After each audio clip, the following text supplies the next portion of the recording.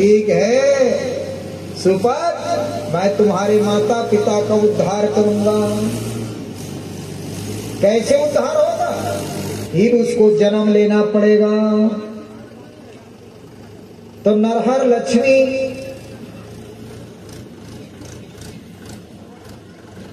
पहले कर्रा के घर में जन्म लिया था, अब ब्राह्मण परिवार में उसका जन्म होता है, जिसका नाम कुलपत और माता का नाम महेश्वरी हुए हैं। कुलपत महेश्वरी के नाम से जाने गए। ब्राह्मण परिवार में उसका जन्म तो होता है, लेकिन एक कम गरीब परिवार में उसका जन्म होता है। कितना गरीब? रोज मांगने जाते थे, अब मांग के लाते थे तब खाते थे, ऐसा उनका दिनचर्या था। कुलपद जो हैं रोज यही काम करते थे, मांग के लाते थे और जो मिलता था उनसे बना के खाते थे। जब कुलपत योग्य हो गए तो माता महेश्वरी के साथ उनका शादी हो जाता है। दंपत्ति जीवन में रहते हैं और दंपत्ति जीवन में रहते रहते बहुत दिन बीत गया, लेकिन एक भी संतान नहीं हुए। एक भी संतान नहीं हुए तो माता महेश्वरी जो हैं अपने मत के अनुसार से सूर्य भगवान की आराधना करने लगे। सूर्य उपासक सूर्य भगवान का आराधना किए। जब भी वो नदी में जाते थे, सरोवर में जाते थे, तो नहाने के बाद सूर्य भगवान को अर्घ देते थे और आंचल फैला के मांगते थे कि हे सूर्य भगवान, दुनिया को लाइट देते हो, दुनिया को प्रकाश देते हो, तो कम से कम मेरे को एक पुत्र तो दे दो। यही रोज मांगते थे। एक दिन सदगुरु ने विचार किया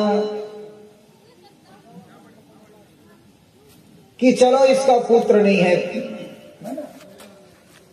पुत्र बन के जाऊंगा, अब मेरा बात मानेगा। क्योंकि जिसका पुत्र नहीं होता है और पुत्र हो जाता है तो बहुत मोहित होते हैं, तो मेरे ऊपर ज्यादा प्रेम करेगा। अब मैं जो कहूंगा वो बात मानेगा और मैं मुक्ति कर दूंगा इसका।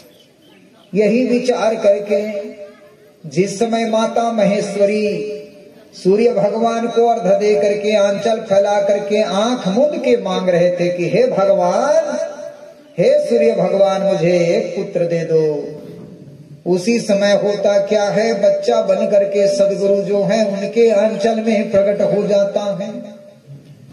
जब उनके आंचल में प्रकट हो जाता है, माता महेश्वरी आनंद की बाजा बजाते हैं। आनंद की बाजा बजाते हैं।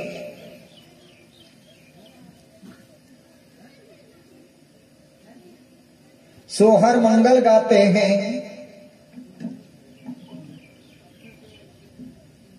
और उत्साह मनाते हैं। सदगुरु तो उसके मुक्ति के लिए गए हैं। साहब ने उनको सैन वैन सिखाया, लेकिन उसकी बात को नहीं समझ पाया। साहब विचार करे, शास्त्रों में कहते हैं 5 लोगों को कभी ज्ञान नहीं होता है। ऐश्वर्या नाम, अन्मत्ता नाम, क्षुदिता नाम, जकामी नाम, अहंकार विरूढ़ा नाम, विवेको ना जायते। 5 लोगों को कभी ज्ञान नहीं होता। ऐश्वर्य में मद है उस व्यक्ति को कभी ज्ञान नहीं होता, जो रात दिन पद प्रतिष्ठा में मस्त, उसको कितनों भी ज्ञान उपदेश दो वो सुनने वाला नहीं है। क्षुदिता नाम, भूखा आदमी को कभी ज्ञान नहीं होता है।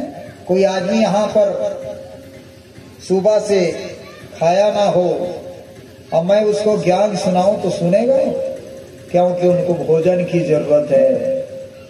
कब भोजन मिले वो सोच रहे हैं। क्षुदिता नाम, भूखा आदमी को कभी ज्ञान नहीं होता। जकामी नाम, जिसका मन जो है काम वासना में लगा है रात दिन, उसको ज्ञान नहीं होगा। अहंकारी व्यक्ति को कभी ज्ञान नहीं होता। धन का, पद का, गुण का जिसके अंदर में अहंकार है उसको भी ज्ञान नहीं होता। मूढ़ व्यक्ति को कभी ज्ञान नहीं होता। 5 लोगों को शास्त्रों में कहते हैं ज्ञान नहीं होता।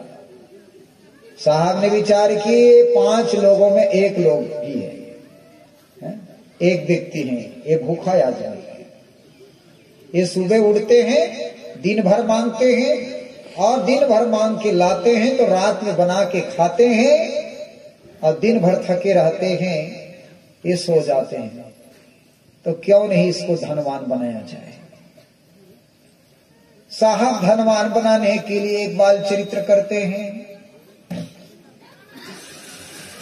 जिस पलना में साहेब सोए हैं उस पलना को झड़ाते थे तो 1 तोला सोना निकलते थे।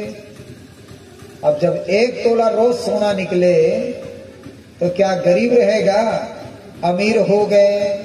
जब अमीर हो गए तब साहब कहे इसको अब समझाना चाहिए, अब इसको मुक्ति का उपदेश देना चाहिए। साहब ने मुक्ति का उपदेश दिया तो कुलपति महेश्वरी क्या कहे? हम सब जानते हैं, हम ब्राह्मण परिवार में जन्म लिए हैं, हम सब जानते हैं, आपको बताने की जरूरत नहीं है। साहब की बात को नकार दिया, साहब की बात को नहीं माना तो क्या हुआ? ऐसे करते करते फिर मृत्यु हो गए, फिर नरक गए। सुपथ भक्त कहते हैं गुरुदेव आप तो बच्चा बन करके मेरे माता पिता को लाने गए थे, क्या हो गया? उसने कहा मेरे बात को नहीं माना। जब तक मेरे बात को नहीं मानेगा तब तक के उसका मुक्ति नहीं होगा, उद्धार नहीं होगा। तब क्या करना पड़ेगा? फिर उसको जन्म लेना पड़ेगा। तो तीसरा जन्म में एक साहू परिवार में उसका जन्म होता है जिसका नाम चंदन और माता का नाम उदा है। साहू परिवार में उसका जन्म होता है, लेकिन धनाढ्य घर में उसका जन्म होता है। उसके घर में धन लबालब भरा हुआ था, उसके घर में धन की कमी नहीं था।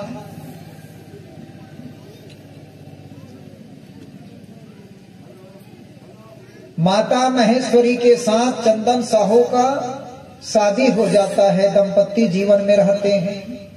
दंपत्ति जीवन में रहते रहते बहुत दिन बीत गया और सरोवर में स्नान करने को जाते थे।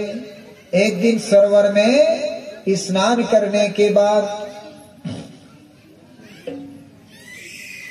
कमल में खेलते हुए बाल स्वरूप सदगुरु को पकड़ के ले आते हैं और चंदन साहू से कहते हैं साहू जी देखो इस कमल के फूल में ये बालक मिला है और ये कितना सुंदर बालक है, किसका बालक है पता नहीं। कितना सुंदर बालक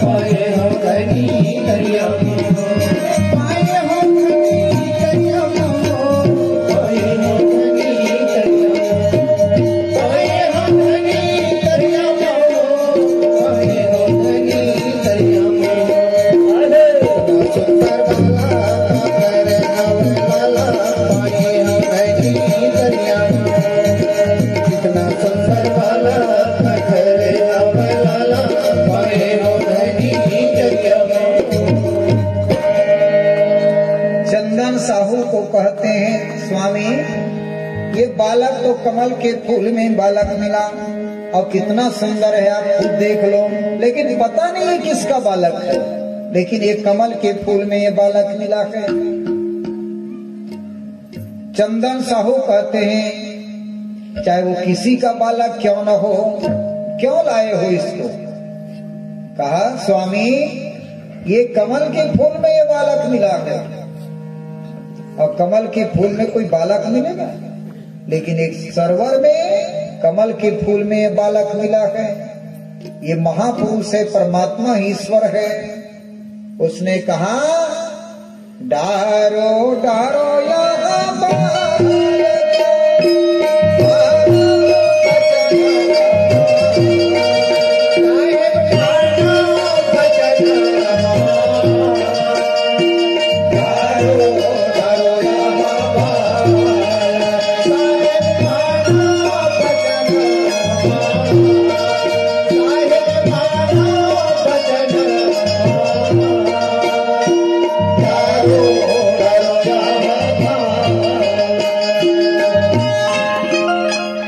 चंदन साहू का है, चाहे किसी का बालक क्यों न हो, इस बालक को जहां सिलाए वहीं छोड़। साहू त्रास दिए उदा, त्रसित करे उदा को। अंतिम में माता उदा चेरी हाथ दियो बालक, और नौकरानी को बुला करके चेरी के हाथ में बालक को दे देते हैं कि जाओ वहीं सरोवर में छोड़ देना है, क्योंकि मैं वहीं सिलाई। चेरी जो है बाल स्वरूप सदगुरु को लेकर के घर से निकला। अब घर से निकलने के बाद कुछ दूर गया, देखते देखते वो बालक जो है अंतर ध्यान हो गए उसके हाथ से। चेरी रोते रोते वहीं पहुंचे जहां माता उदा रो रहे हैं। मैं भी उस परमात्मा को नहीं जान पाई, मेरे हाथ से गायब हो गई। जाके बताते हैं, माता उदा खूब रोते हैं। कहा मेरे घर बैठे परमात्मा मेरे घर में आए थे, लेकिन इसको छोड़ने के लिए कहा, खाना पीना छोड़ दिए। इस बात को चंदन साहू ने सुना। चंदन साहू भी अपने आप को धिक्कारे, कहा मैं कितना पापी हूं, मेरे घर बैठे परमात्मा दर्शन दिया था, मैं नहीं जान पाया। अंतिम में चंदन साहू भी क्या कहे, हे भगवान, हे परमात्मा, एक बार दर्शन दे दो, मेरे भूल को क्षमा करो, मैं पापी हूँ, चंडाल हूँ, लेकिन आप तो अंतर्यामी हो, एक बार दर्शन दे दो। और नहीं दोगे ना तो मैं आपके नाम से कूद के मरूंगा। जिस सरोवर में आप मिले हैं वही सरोवर में कूद के मरूंगा, नाम आपका होगा, ऐसा कहा। अब वो भी खाना पीना छोड़ दिए। एक दिन बीता, 2 दिन बीता, नहीं मिला दर्शन, तो वही सरोवर में पहुंच गए, कूद के मरने के लिए तैयार हुए। तब तो साहब आकाशवाणी से बोलते हैं, ए साहू तू घर वापस जा, मैं तेरे को दर्शन दूंगा, तू घर वापस जा। साहब की वाणी को सुनकर के चंदन साहू माता उदा घर वापस आ जाते हैं और साहब का इंतजार करते हैं कब दर्शन होगा। दर्शन के इंतजार करते करते हुए उनके जीवन समाप्त हो गए, फिर मृत्यु हो गए। तो चौथा जन्म में यही नीरू और नीमा बना। फिर मिला, उसके बाद फिर उनको जन्म मिला। ये चौथा जन्म हुए नीरू और नीमा, जो जोलहा के घर में जन्म लिया। यही बात सदगुरु कबीर साहब धर्मदास को बताएं, धर्मदास मेरे भेद को, मेरे रहस्य को नहीं जाना। अविगत से चल आए हो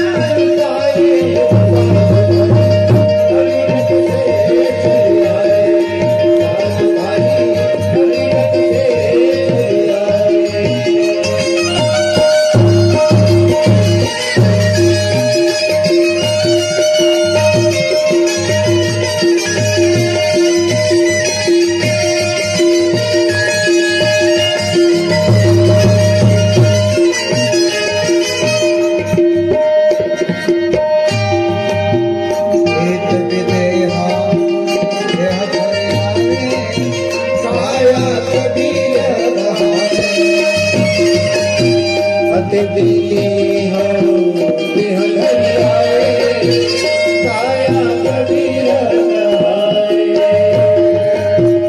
बन साहेब बन के बन साहेब बन के रामानंद सब खाए